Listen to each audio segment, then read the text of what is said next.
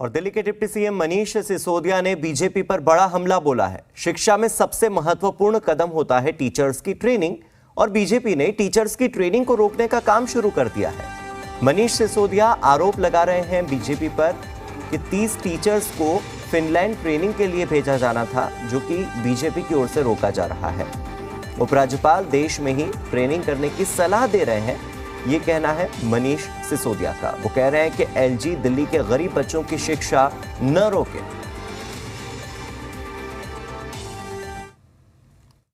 दिल्ली में स्कूल की बिल्डिंग्स अच्छी हुई, स्कूल अच्छे दिखने लगे, प्राइवेट स्कूलों जैसे अच्छे स्कूल दिखने लगे।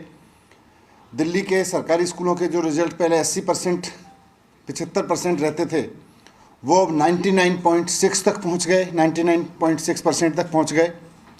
इन सब में टीचर्स की ट्रेनिंग का बहुत बड़ा योगदान रहा है। नई एजुकेशन पॉलिसी भी हर जगह हर पेज पे ये कह रही है कि टीचर्स ट्रेनिंग को इम्प्रूव करने की ज़रूरत है, टीचर्स ट्रेनिंग को इम्प्रूव करने की ज़रूरत है। हमने अपने सारे प्रिंसिपल्स की ट्रेनिंग IIM में करवाई है। देश के सारे अच्छे एजुकेशन इंस्टीट्यूट्स में हम अपने टीचर्स की ट्रेनिंग करवा रहे हैं और इंटरनेशनल लेवल पर भी हमने अभी तक अपने करीब 1100 टीचर्स भेजे हैं। सिंगापुर, कैम्ब्रिज में, ब्रिटेन में, सिंगापुर में और फिनलैंड में ट्रेनिंग के लिए। फाइल को घुमाने के चक्कर में और डिले करने के चक्कर में कि हो ही ना, उस पर लिख के भेजा कि भाई ये जो यूनिवर्सिटी है जिससे आप ट्रेनिंग करा रहे हो फिनलैंड की, इसके पास एक्सपीरियंस है कि नहीं है और DOPT की गाइडलाइन फॉलो हो रही है कि नहीं हो रही है। अरे 1000 टीचर्स को भेज चुके हैं विदेशों में, DOPT की गाइडलाइन फॉलो करके ही भेज रहे हैं। अब LG साहब ने लिखा कि इसका कॉस्ट बेनिफिट एनालिसिस करवा लो और देश में देखो कि कहीं देश में भी इतनी क्वालिटी की ट्रेनिंग क्यों नहीं हो सकती है, देश में ही करा लो इसकी, इस तरह की ट्रेनिंग भारत के अंदर ही करा लो। अब ये कॉस्ट बेनिफिट एनालिसिस तो सबसे बड़ा महा फ्रॉड कुतर्क है। किसी भी काम को रोकना हो उस पर लिख दो इसका कॉस्ट बेनिफिट एनालिसिस करा लो। तो अगर आपको दुनिया के साथ चलना है, आज अपने आप को विश्व स्तरीय हमें शिक्षा देनी है अपने बच्चों को, तो अपने टीचर्स को बताना पड़ेगा कि विश्व में हो क्या रहा है, विश्व स्तरीय ट्रेनिंग दिलानी पड़ेगी। ये बीजेपी को समझ में नहीं आता क्योंकि इनका पढ़ाई लिखाई से कोई लेना देना नहीं है। अब भारतीय जनता पार्टी, क्योंकि सर्विस डिपार्टमेंट उसके पास उसने नाजायज़ कब्जे कर रखा है, तो उसकी फाइल पे रख के 30 टीचर्स तो दिसंबर में जाने थे, वो नहीं जाने दिए। अब अगले 30 मार्च में जाने, वो भी नहीं जाने देंगे।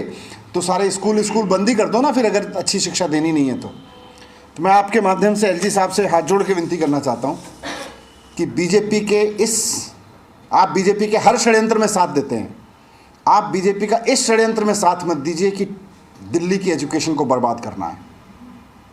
आपने हमेशा LG ऑफिस का दुरुपयोग किया है, आपने असंवैधानिक रूप से हर काम में अड़चन अड़ाई है, लेकिन मैं उनसे रिक्वेस्ट करना चाहता हूं कि ये जो काम है शिक्षा का, ये बहुत पवित्र काम है, इसमें मत टांग अड़ाइए। इधर MCD के मेयर चुनाव कराने के लिए भी दिल्ली के उप मुख्यमंत्री मनीष सिसोदिया ने LG को प्रस्ताव भेजा है। दिल्ली में मेयर चुनाव 18 जनवरी, 20 जनवरी, 21 जनवरी या फिर 24 जनवरी को कराने के लिए LG साहब के पास प्रस्ताव भेजा है।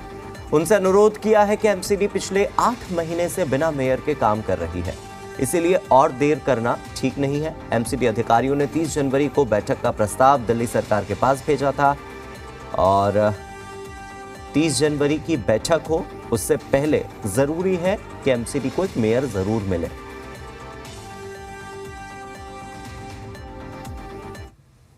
कल MCD के पास से दिल्ली सरकार के पास फाइल आई थी जिसमें उन्होंने 30 तारीख का सजेस्ट किया था, क्योंकि जो प्रोटेम मेयर साहिबा हैं, जो प्रोटेम प्रेसिडिंग ऑफिसर हैं जिनको शपथ दिलानी है, उनके घर में शायद बच्चे की शादी है और उनकी कुछ और व्यस्तताएं हैं। तो मैंने LG साहब से रिक्वेस्ट किया है कि बहुत लंबा समय हो गया, करीब 8 महीने हो गए हैं बिना इलेक्टेड गवर्नमेंट के MCD में, और डेमोक्रेसी में बिना इलेक्टेड गवर्नमेंट के सिस्टम का चलना ठीक नहीं है।